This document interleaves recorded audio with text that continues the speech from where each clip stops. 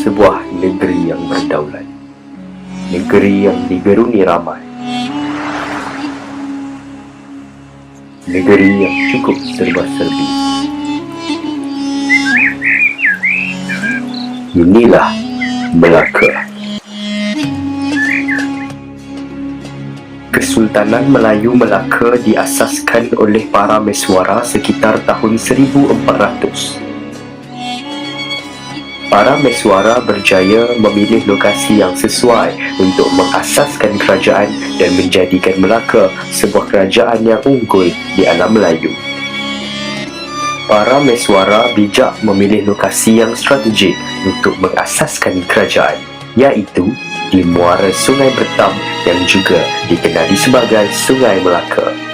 Pada asalnya, muara sungai ini merupakan sebuah perkampungan nelayan dan tempat berjual beli serta pertukaran barang dagangan.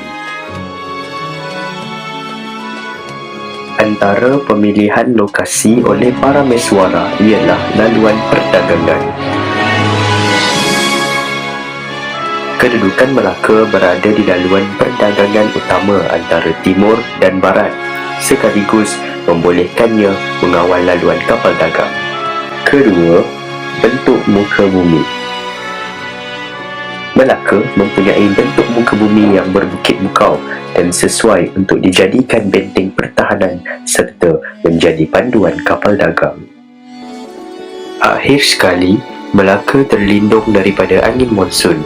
Muara sungai yang terletak di Selat Melaka terlindung daripada tiupan angin monsun. Keadaan ini membolehkan kapal dagang datang dan berlabuh di pelabuhan Melaka dengan selamat.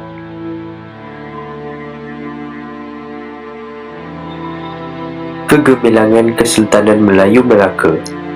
Kegemilangan ini disebabkan oleh beberapa faktor, iaitu kepimpinan raja yang berwibawa, sistem pentadbiran yang cekap dan sistem perundangan yang tersusun. Raja merupakan ketua pemerintah dan ketua kerajaan yang mempunyai kuasa tertinggi dalam sesuatu organisasi kerajaan.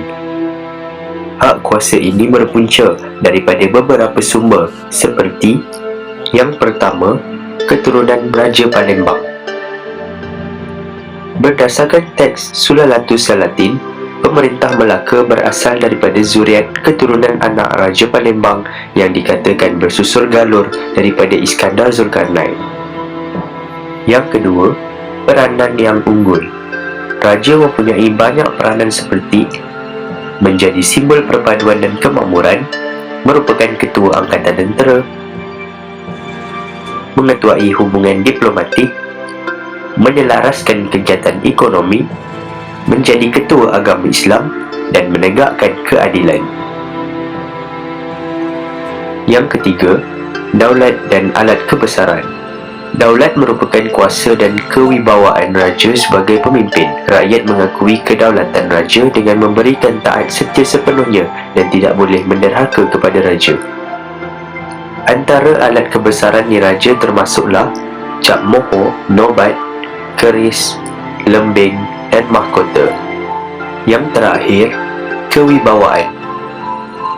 Raja memerintah berdasarkan bidang kuasa yang ditetapkan mengikut hukum kanun Melaka. Sultan Muzaffar Shah dan Sultan Mansur Shah merupakan pemerintah yang mengutamakan keamanan dan kebajikan rakyat.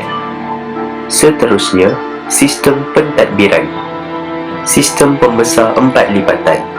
Sistem ini bermaksud pada setiap peringkat pentadbiran terdapat pembesar yang dilantik oleh pemerintah bagi membantu melicinkan pentadbiran. Tugas pembesar. Tugas utama pembesar adalah seperti menjaga keamanan kawasan, mengutip cukai dan hasil lain melalui sistem serah. Tugas pembesar yang seterusnya ialah membekalkan tenaga tentera ketika perang dan menyediakan tenaga buruh melalui sistem kerah. Kemudian, sistem perundangan. Hukum kanun Melaka. Kedua, Undang-Undang Laut Melaka. Yang ketiga, Undang-Undang Adat. Kegemilangan Kesultanan Melayu Melaka berpunca daripada 5 aspek, iaitu aspek pembentukan empayar, kemunculan sebagai pusat penyebaran agama Islam dan pusat perdagangan serta kejayaan menjalinkan hubungan luar dengan kerajaan lain. Apakah pengajaran-pengajaran yang boleh kita ambil daripada kegemilangan Kesultanan Melayu Melaka? Antara pengajaran yang boleh kita ambil ialah pengasasan Melaka menunjukkan bahawa banyak manfaat yang diperoleh sekiranya kita menghargai alam sekitar untuk kesejahteraan kehidupan.